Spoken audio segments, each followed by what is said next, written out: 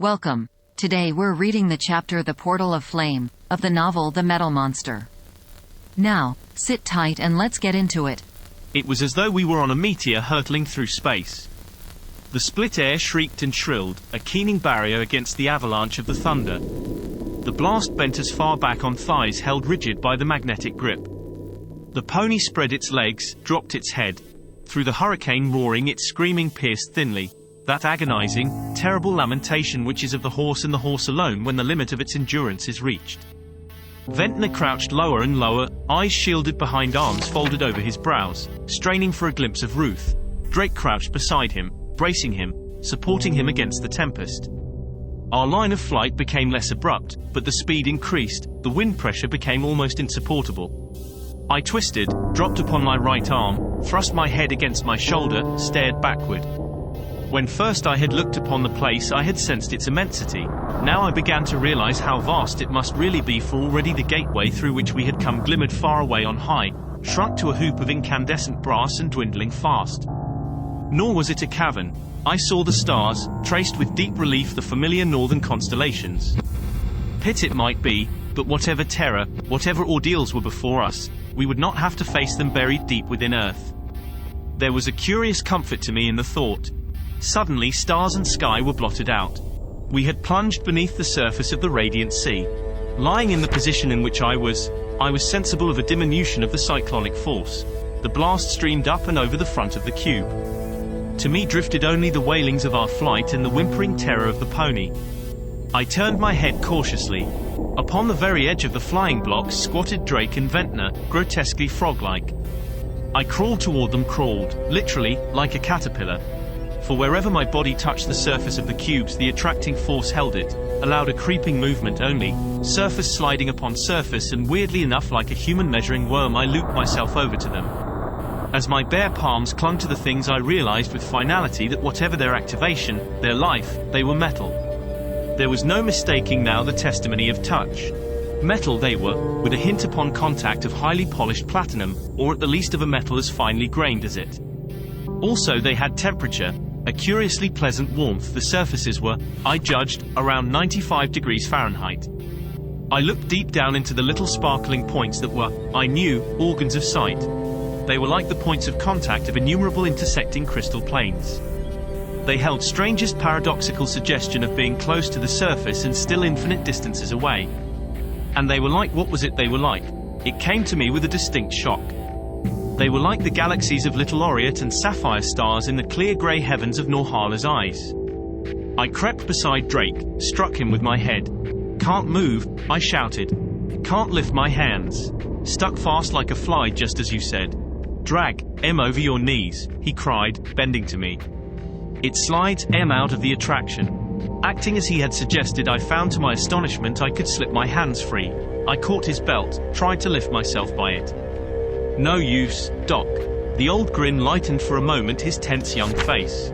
You'll have to keep praying till the power's turned off. Nothing here you can slide your knees on. I nodded, waddling close to his side, then sank back on my haunches to relieve the strain upon my aching leg muscles. Can you see them ahead, Walter, Ruth and the woman? Ventnor turned his anxious eyes toward me. I peered into the glimmering murk, shook my head. I could see nothing. It was indeed as though the clustered cubes sped within a bubble of the now wanly glistening vapors, or rather as though in our passage as a projectile does in air we piled before us a thick wave of the mists which, streaming along each side, closing in behind, obscured all that lay around. Yet I had, persistently, the feeling that beyond these shroudings was vast and ordered movement. Marchings and counter-marchings of hosts greater even than those golden hordes of Genghis which ages agone had washed about the outer bases of the very peaks that hid this place. Came, too, flitting shadowings of huge shapes, unnameable, moving swiftly beside our way. Gleamings that thrust themselves through the veils like wheeling javelins of flame. And always, everywhere that constant movement, rhythmic, terrifying like myriads of feet of creatures of an unseen, stranger world marking time just outside the threshold of our own. Preparing, drilling there in some wide vestibule of space between the known and the unknown, alert and menacing, poised for the signal which would send them pouring over it. Once again I seemed to stand upon the brink of an abyss of incredible revelation, striving helplessly, struggling for realization, and so struggling became aware that our speed was swiftly slackening, the roaring blast dying down, the veils before us thinning. They cleared away.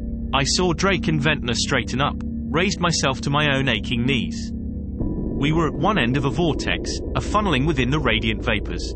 A funnel whose further end a mile ahead broadened out into a huge circle, its mistily outlined edges impinging upon the towering scarp of the city. It was as though before us lay, upon its side, a cone of crystalline clear air against whose curved sides some radiant medium heavier than air, lighter than water, pressed.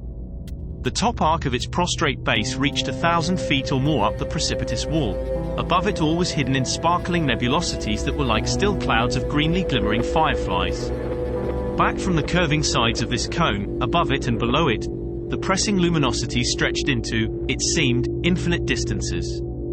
Through them, suddenly, thousands of bright beams began to dart, to dance, weaving and interweaving, shooting hither and yon like myriads of great searchlights in a phosphorescent sea fog, like countless lances of the aurora thrusting through its own iridescent veils.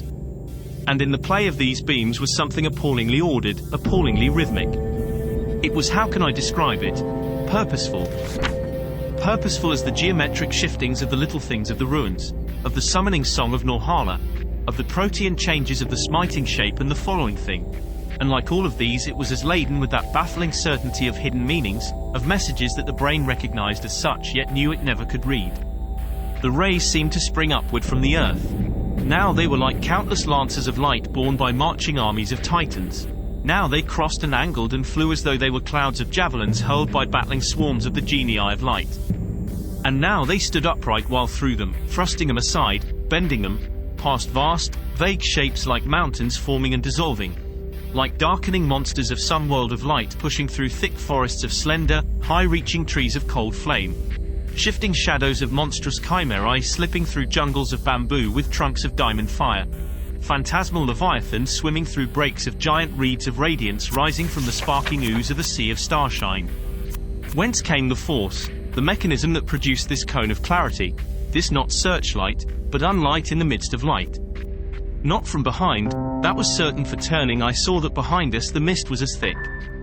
I turned again, it came to me, why I knew not, yet with an absolute certainty, that the energy, the force emanated from the distant wall itself. The funnel, the cone, did not expand from where we were standing, now motionless. It began at the wall and focused upon us.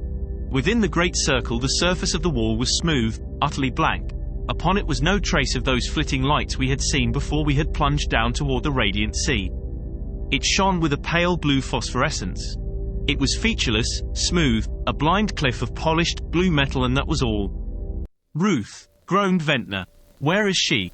Aghast at my mental withdrawal from him, angry at myself for my callousness, awkwardly I tried to crawl over to him, to touch him, comfort him as well as I might. And then, as though his cry had been a signal, the great cone began to move. Slowly the circled base slipped down the shimmering facades, down, steadily down. I realized that we had paused at the edge of some steep declivity, for the bottom of the cone was now at a decided angle while the upper edge of the circle had dropped a full 200 feet below the place where it had rested, and still it fell. There came a gasp of relief from Ventnor, a sigh from Drake, while, from my own heart, a weight rolled. Not 10 yards ahead of us and still deep within the luminosity had appeared the regal head of Norhala, the lovely head of Ruth. The two rose out of the glow like swimmers floating from the depths. Now they were clear before us, and now we could see the surface of the cube on which they rode. But neither turned to us, each stared straightly, motionless along the axis of the sinking cone, the woman's left arm holding Ruth close to her side. Drake's hand caught my shoulder in a grip that hurt, nor did he need to point toward that which had wrung the exclamation from him.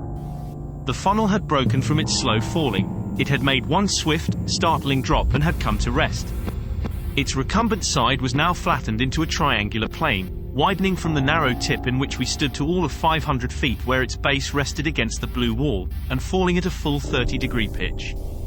The misty-edged circle had become an oval, a flattened ellipse another 500 feet high and 3 times that in length. And in its exact center, shining forth as though it opened into a place of pale azure incandescence, was another rectangular cyclopean portal. On each side of it, in the apparently solid face of the gleaming, metallic cliffs, a slit was opening. They began as thin lines 100 yards in height through which the intense light seemed to hiss. Quickly they opened, widening like monstrous cat pupils, until at last, their widening ceasing, they glared forth, the blue incandescence gushing from them like molten steel from an open sluice. Deep within them I sensed a movement. Scores of towering shapes swam within and glided out of them, each reflecting the vivid light as though they themselves were incandescent. Around their crests spun wide and flaming coronets. They rushed forth, wheeling, whirling, driven like leaves in a whirlwind. Out they swirled from the cat's eyes of the glimmering wall, these dervish obelisks crowded with spinning fires. They vanished in the mists. Instantly with their going, the eyes contracted, were but slits, were gone. And before us within the oval was only the waiting portal. The leading block leaped forward. As abruptly, those that bore us followed. Again under that strain of projectile flight we clutched each other. The pony screamed in terror. The metal cliff rushed to meet us like a thundercloud of steel. The portal raced upon us, a square mouth of cold blue flame. And into it we swept, were devoured by it. Light in blinding, intolerable flood beat about us, blackening the sight with agony. We pressed, the three of us, against the side of the pony, burying our faces in its shaggy coat, striving to hide our eyes from the radiance which, strain closely as we might, seemed to pierce through the body of the little beast, through our own heads, searing the sight. Did you enjoy today's chapter of The Metal Monster? Why not subscribe and ring the bell?